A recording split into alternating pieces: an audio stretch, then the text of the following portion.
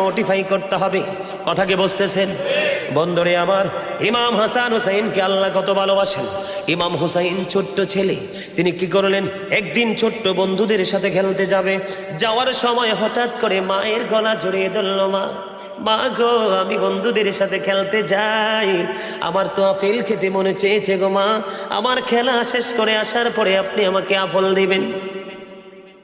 মা ফাতেমা কি করলেন, সন্তান চাইতে দেরি রাজি হয়ে গেলেন, তাকে আপেলের কথা বন্ধ বলে দিলেন, খেলা শেষ করে আসো আপেল খাওয়াবো।